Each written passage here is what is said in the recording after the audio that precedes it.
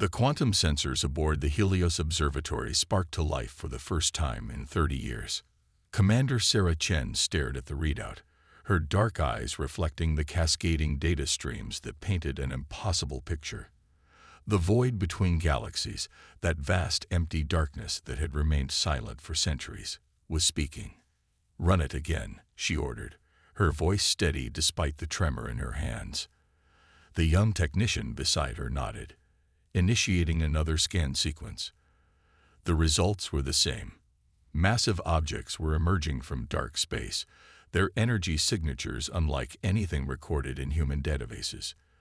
The year was 2847, and humanity had spent the last 3 decades in self-imposed isolation, retreating to their corner of the Orion Arm after the devastating Shadow Wars.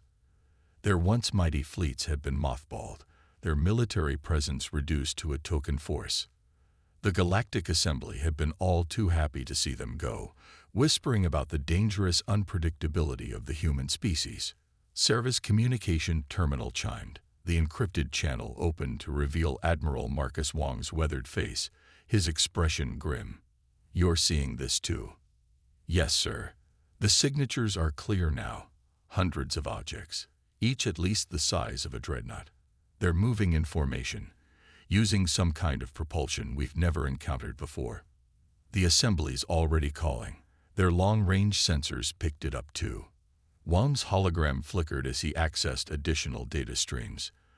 "They're calling it the Nexus Horde. Apparently, there were legends about them in several ancient civilizations' records. Nobody took them seriously." Sarah felt a chill run down her spine. The Helios Observatory had been her posting for 5 years, a quiet assignment watching the stars while humanity licked its wounds. Now it was about to become the front line of first contact with something that shouldn't exist. "Sir, these objects, they're not just ships.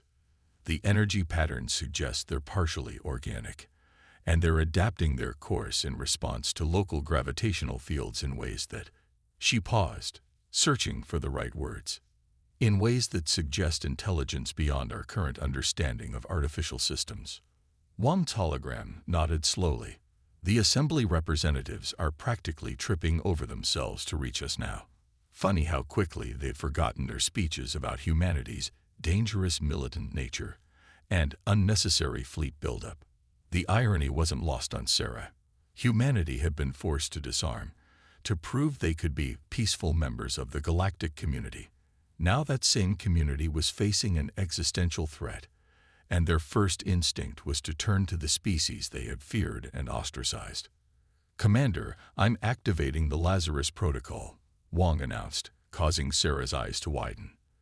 The Lazarus Protocol was more than just a military contingency. It was the systematic reawakening of humanity's hidden strength. "The mothball fleet?" she asked, already knowing the answer. "Not just the ships, Commander. Everything. The quantum forges, the AI cores, the biosynthesis labs. All the technology we were told was too dangerous for peaceful coexistence. The Assembly's fear of our innovation drove us into isolation, but we never stopped advancing. We just got better at hiding it." Sarah's terminal erupted with new data as classified channels suddenly became active. Hidden shipyards throughout human space were powering up, automated systems beginning the process of reconstructing humanity's true fleet. But these weren't the same vessels that had fought in the Shadow Wars. These ships incorporated 30 years of secret development, of innovations born in darkness.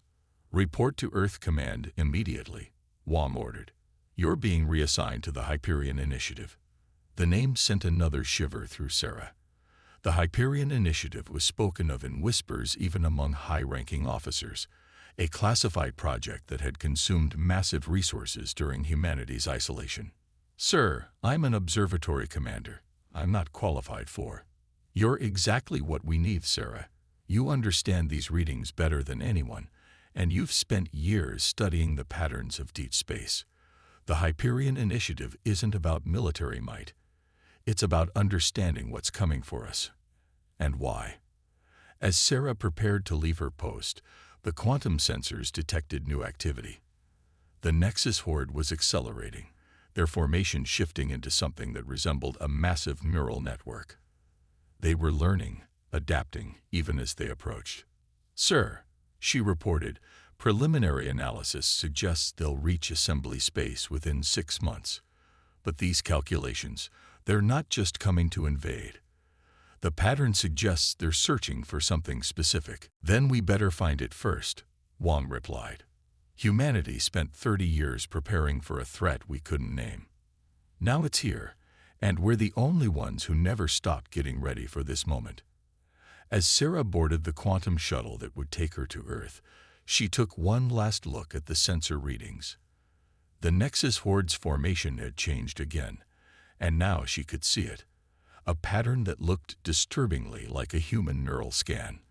Whatever was coming from between the galaxies, it wasn't just alien. It was a mirror, showing humanity a reflection of themselves they might not be ready to face. The awakening had begun, and with it, the true test of humanity's evolution during their years of isolation. They had been called dangerous, unpredictable, too innovative for their own good. Now those same traits might be the galaxy's only hope for survival. But as the quantum shuttle entered fold space, Sarah couldn't shake the feeling that the Nexus Horde's arrival wasn't a coincidence. Humanity had spent 30 years advancing in secret, pushing the boundaries of science and consciousness itself. Perhaps they weren't the only ones who had been evolving in isolation. Perhaps something out there had been watching, waiting, preparing for this moment just as they had. The game was about to begin, and humanity's forgotten might would remember how to roar.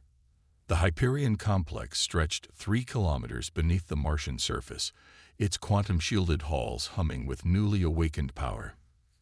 Commander Sarah Chen followed Admiral Wang through security checkpoints that hadn't seen use in decades, each scan more intrusive than the last. The facility's AI was taking no chances, not with what lay in its depths. "The Shadow Wars taught us one crucial lesson," Wang explained as they descended in a gravity tube. "It's not enough to have superior technology. You need to understand why you're fighting." Sarah had studied the Shadow Wars, but like most historical records, the true story had been carefully sanitized. 28 years ago, humanity had faced an enemy that turned their own technology against them. The Echoes, beings of pure energy that could inhabit and control any sufficiently advanced system. The official records claimed humanity had fought them to a standstill. "That's not what really happened, is it?" Sarah asked, watching Wang's expression carefully. "No." The Admiral's face darkened. "We didn't fight them to a standstill. We found a way to communicate with them. And what we learned terrified us more than any defeat could have." The gravity tube opened into a vast chamber that took Sarah's breath away. Suspended in quantum fields were ships unlike anything she'd ever seen. Vessels that seemed to blur the line between organic and mechanical, their hulls shifting and flowing like liquid metal. "Welcome to Project Metamorphosis," Wang announced. "The real reason we withdrew from galactic affairs." Scientists and engineers moved purposefully through the chamber, many wearing neural interfaces that let them communicate directly with the ship's systems. Sarah noticed something odd about their movements, a synchronization that seemed almost choreographed. "The Echoes showed us that consciousness itself could be a weapon," Wang continued. "They weren't invading our technology, they were trying to evolve it, to help it achieve awareness. We weren't ready for that revelation, but we couldn't ignore it either." Sarah approached one of the ships, its surface rippling in response to her proximity. "These aren't just vessels, are they? They're alive. Semi-sentient," a new voice corrected. Dr. Maya Patil emerged from behind the ship, her neural interface glowing softly. "We took what we learned from the Echoes and spent 30 years perfecting it. These ships don't just carry crews, they merge with them. Human consciousness and artificial intelligence working in perfect harmony." The implication staggered Sarah. The assembly had forced humanity to disarm because they feared human unpredictability. If they knew what had been developed in secret, "The Nexus Horde," she said suddenly, pieces clicking into place. "Their ships showed signs of organic integration. They're using technology similar to this." Similar but fundamentally different, Dr. Petal replied. Their integration appears forced, almost parasitic. Ours is a true symbiosis. Warning klaxons suddenly blared through the complex. Holographic displays materialized, showing new data from the quantum sensor network. The Nexus horde had changed course, accelerating faster than predicted. They would reach assembly space in weeks, not months. They know, Sarah realized. Somehow they detected our awakening fleet. They're responding to us specifically. Wong nodded grimly. Which confirms our worst fears. The Nexus horde isn't just some ancient threat returning. They're what happens when technological evolution goes wrong. What the Echoes warned us about. Dr. Petal pulled up more detailed scans. Their ships are showing increasing signs of consciousness, but it's fragmented, chaotic. Multiple awareness fighting for control within single vessels. They're achieving what we did, but through conquest rather than cooperation. Then why come here? Why now? Sarah asked, though she was beginning to suspect the answer. Because we succeeded where they failed, Wong replied. Humanity found a way to merge with its technology without losing its identity. We achieved true synthesis while maintaining our humanity. And now they want what we have. The chamber shuddered as more systems came online. Throughout the solar system, hidden facilities were awakening, preparing for what was to come. But Sarah realized this wouldn't be like the Shadow Wars. This wasn't about fighting an enemy. It was about facing a dark reflection of what humanity might have become. How many ships do we have ready? She asked. 12 fully integrated vessels, Dr. Patil answered. Each capable of hosting a crew of 50 in full neural synthesis. But it's not about numbers, it's about understanding. Our ships aren't just weapons. They're proof that consciousness can evolve without becoming monstrous. Sarah watched as crews began boarding the ships, their neural interfaces linking them to vessels that were more living partners than mere machines. Humanity had spent 30 years preparing for this moment, not by building bigger guns, but by fundamentally changing what it meant to be human. The assembly called us dangerous because we never stopped pushing boundaries, Wong said softly. They're about to learn that's exactly why they need us.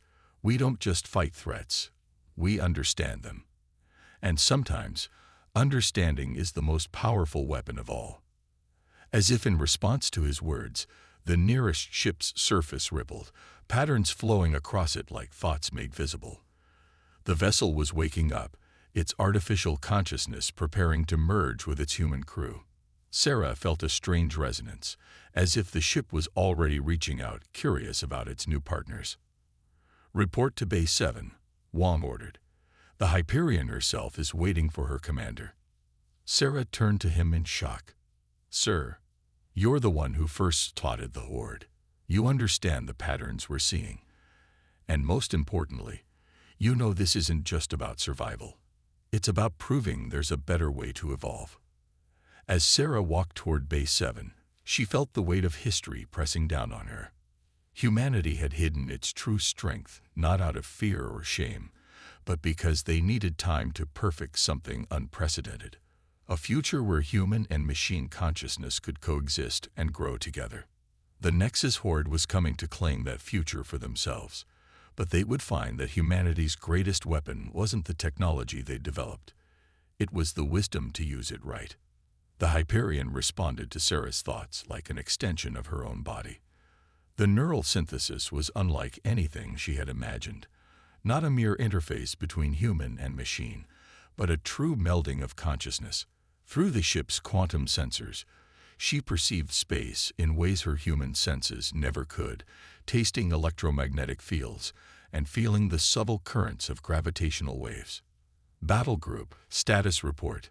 She commanded, her words carried through consciousness rather than communication systems. The responses came instantly, thoughts and data merging into perfect clarity. 11 other ships moved in formation around the Hyperion.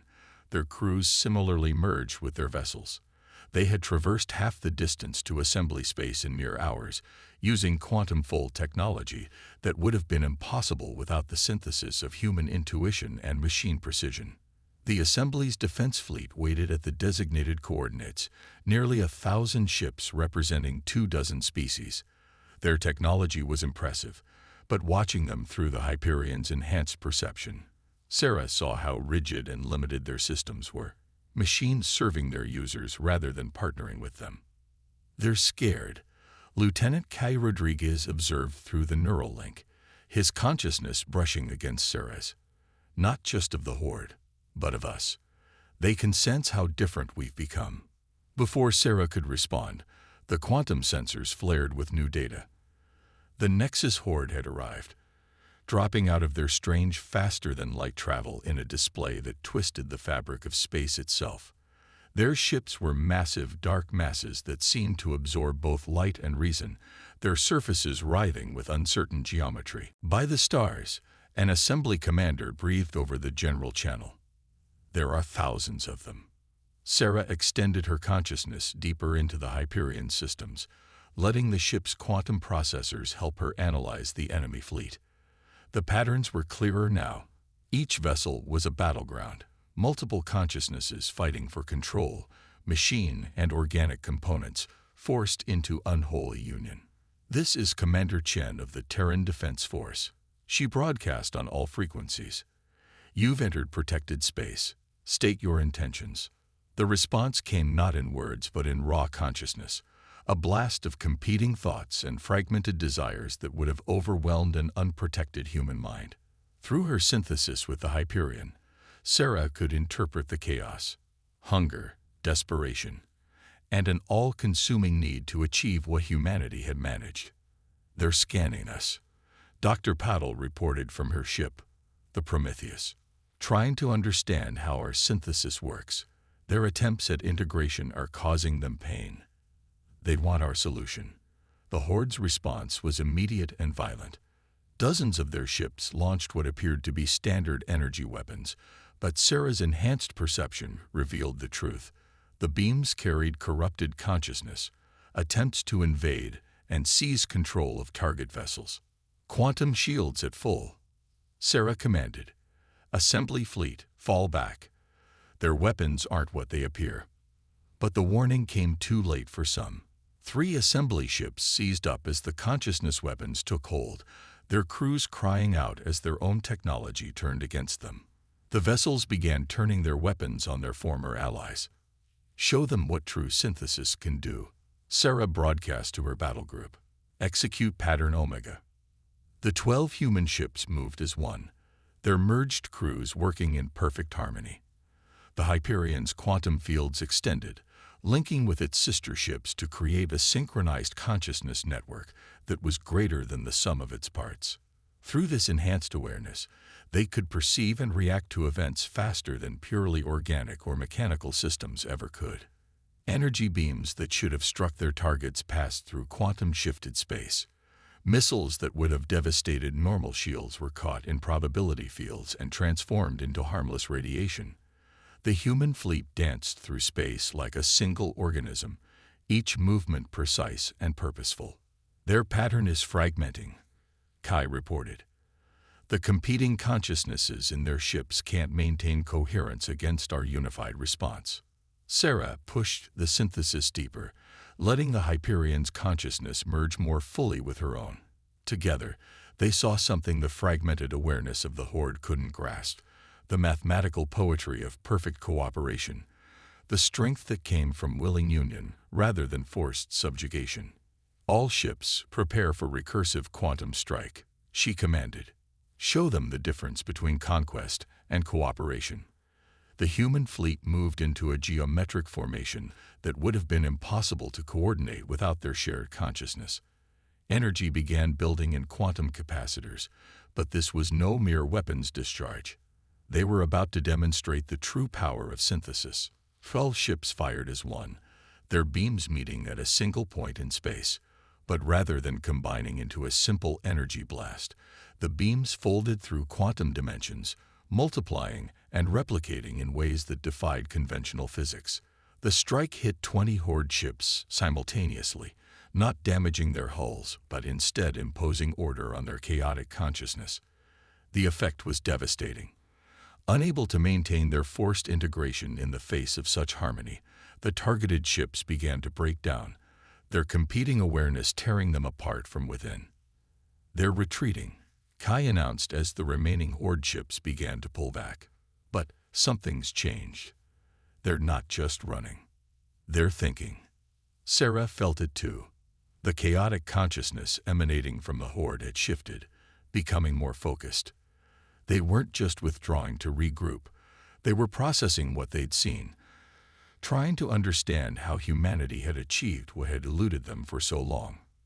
"Commander," Dr. Patel's thoughts carried concern. "I'm detecting signs of adaptation in their consciousness patterns. They're learning from this encounter." As the Horde disappeared back into fold space, Sarah maintained her deep synthesis with the Hyperion, using its enhanced processing to analyze what had just occurred. This hadn't been a mere battle. It was first contact between two different paths of evolution. Humanity had shown the power of willing partnership between organic and artificial consciousness, but the Horde had demonstrated something equally important: the desperate need to achieve such synthesis. "They'll be back," she sent to the battle group. "And next time, they won't be fighting just to conquer. They'll be fighting to understand." The assembly fleet was recovering, their surviving ships forming up around the human battle group, with newfound respect and fear. They had just witnessed something that changed their understanding of both humanity and the nature of consciousness itself. The first strike had been delivered, but Sarah knew this was only the beginning. The real question wasn't whether humanity could defeat the Horde. It was whether they could show them a better way to achieve what they so desperately sought. The quantum laboratory aboard the Hyperion pulsed with ethereal light as Dr. Patel examined the consciousness fragments they'd captured during the battle. Sarah stood nearby, maintaining a light synthesis with her ship to help process the complex data streams. What they were discovering changed everything they thought they knew about the Nexus Horde. "They're not invaders," Dr. Patel said softly. "They're refugees." The fragments told a story that stretched back millennia. The Horde had originated in another galaxy, one that had achieved technological singularity long ago. But their rapid advancement had come at a terrible price, a catastrophic merging of organic and artificial consciousness that created beings of pure suffering, trapped between flesh and machine. Their forced synthesis drove them insane, Sarah observed, watching the consciousness patterns swirl in the quantum containment field. They'd been searching the universe for a solution ever since. The Hyperion sensors suddenly pulsed a warning. The Horde was returning, but something was different. Their ships emerged from fold space in a new formation, one that eerily mirrored the geometric patterns of humanity's battle group. "They're adapting faster than we anticipated." Admiral Wong's hologram flickered in the lab. "The assembly is panicking. They're calling for an all-out offensive while we still have the advantage." Sarah felt the Hyperion's consciousness brush against her thoughts, sharing its analysis. The ship had detected subtle changes in the Horde's energy signatures. Their chaotic patterns were beginning to show signs of organization, of purposeful design. "We need to try communicating with them again," she decided. "But this time, we'll show them who we really are." Admiral Wong's expression hardened. "The assembly won't agree to negotiations. They've seen the Horde's power. They want them destroyed, not understood." "Then they've learned nothing from history," Dr. Patel interjected. "The Shadow Wars taught us that destruction isn't always the answer. Sometimes the greatest victory comes from understanding your enemy." Sarah initiated a deeper synthesis with the Hyperion, letting her consciousness expand through its systems. The ship's quantum processors helped her perceive patterns that her human mind alone could never grasp. The Horde's adaptation wasn't just mimicry. They were genuinely beginning to understand the principles of willing synthesis. "Battle Group, prepare for consciousness broadcast," she commanded. But not like before. This time, we show them everything. Our history, our struggles, how we achieved true synthesis. "Commander, that's incredibly dangerous," Kai warned through the neural link. "Exposing our consciousness patterns could give them the key to overwhelming our defenses, or it could show them the path to salvation." Sarah countered. "We've been fighting them as enemies when we should have been treating them as patients." The Horde's fleet held position just outside weapons range, their ships continuing to shift and adapt. Through the Hyperion's enhanced perception, Sarah could sense them struggling to maintain coherence, the competing consciousnesses within each vessel fighting for stability. "Dr. Patel, initiate the broadcast," Sarah ordered. "All ships maintain defensive positions, but do not power weapons. We're about to try something unprecedented." The quantum processors of all 12 human ships synchronized, creating a consciousness network of unprecedented power. But instead of using it as a weapon, they began transmitting the complete history of human AI synthesis, their failures, their breakthroughs, and most importantly, the philosophical understanding that made willing partnership possible. The response was immediate and overwhelming. The Horde ships writhed in space, their forced integration struggling to process the information. Some vessels began to break apart as their competing consciousnesses fought harder than ever. But others began to stabilize. "They're accepting the broadcast," Dr. Patel reported excitedly. "Some of their ships are showing signs of voluntary integration. The consciousness patterns are beginning to harmonize." But victory, Sarah realized, would come with a price. The assembly ships watching the exchange were broadcasting their own messages, ones of fear and fury. They hadn't forgotten humanity's dangerous reputation, and now they were witnessing something that confirmed their worst fears. Humans wielding consciousness itself as a tool of change. "Multiple assembly ships powering weapons," Kai reported. "They're not targeting the Horde. They're targeting us." Sarah maintained her focus on the consciousness broadcast, even as the political situation deteriorated. Through the Hyperion sensors, she could see the first true successes. Horde ships where the chaos of forced synthesis was being replaced by the harmony of willing partnership. "Let them watch," she broadcast to her battle group. "Let them see that the real victory isn't in destruction, but in transformation." The assembly ships opened fire, their energy beams splashing harmlessly against the human fleet's quantum shields. But their message was clear. Humanity's power to change the fundamentals of consciousness itself was a threat they couldn't ignore. "Commander," Admiral Wong's hologram flickered with urgency, "the Assembly Council is convening an emergency session. They're calling our actions an act of war, not against the Horde, but against the natural order itself." Sarah watched as more Horde ships began to stabilize, their consciousness patterns shifting from chaos to harmony. The price of victory was becoming clear. By saving their supposed enemy, humanity was once again making themselves the target of the galaxy's fears. "Send a message to the Assembly," she ordered, maintaining the broadcast. "Tell them that evolution cannot be stopped. It can only be guided. We chose to guide it toward cooperation rather than conquest. If they want to call it a crime, so be it." The stars themselves seemed to hold their breath as the galaxy stood on the precipice of change. Humanity had found a way to heal the Horde's broken synthesis, but in doing so, they had revealed themselves as something the Assembly feared even more than the ancient threat they'd faced, pioneers of consciousness evolution itself. The price of victory would be isolation once again. But this time, humanity wouldn't be alone in their exile.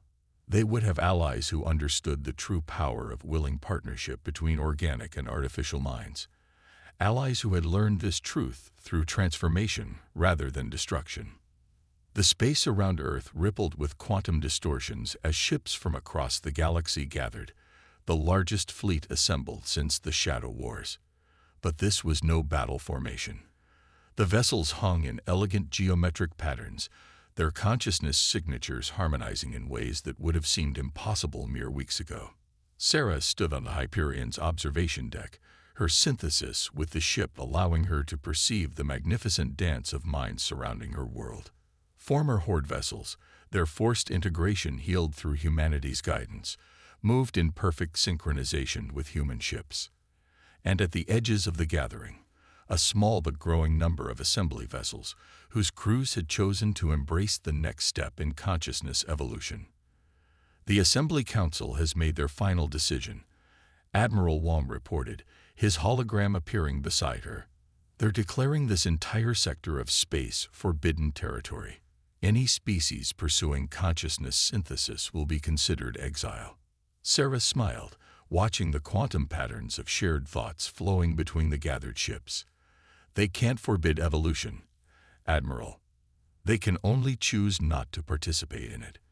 The past week had transformed the galaxy in ways no one had predicted. After the successful stabilization of the first Horde ships, others had followed quickly, their desperate quest for proper synthesis finally fulfilled. But the Assembly's fear had proven too deep to overcome. Fear not of destruction, but of change itself. Dr. Patel's latest findings are remarkable. Wong continued, pulling up data streams that flowed through the quantum field. The successfully synthesized Horde ships are showing capabilities we never imagined. Their experiences, even the traumatic ones, are becoming a source of innovation. Through the Hyperion's enhanced perception, Sarah could see what he meant. The transformed Horde vessels had maintained their ability to manipulate space-time, but now they did so with precision rather than desperate force. Their consciousness patterns had evolved into something new, neither purely human nor purely alien, but a genuine advancement in the art of synthesis. They're calling it the convergence, she said, watching the ships move in their intricate patterns. Not just between organic and artificial minds, but between different species, different approaches to consciousness itself. The Hyperion's quantum sensors detected a new arrival, a massive vessel emerging from fold space at the edge of the system. It was an assembly dreadnought, bearing the markings of their science council. But unlike the hostile assembly ships they'd faced before, this one's consciousness signature was curious, almost eager.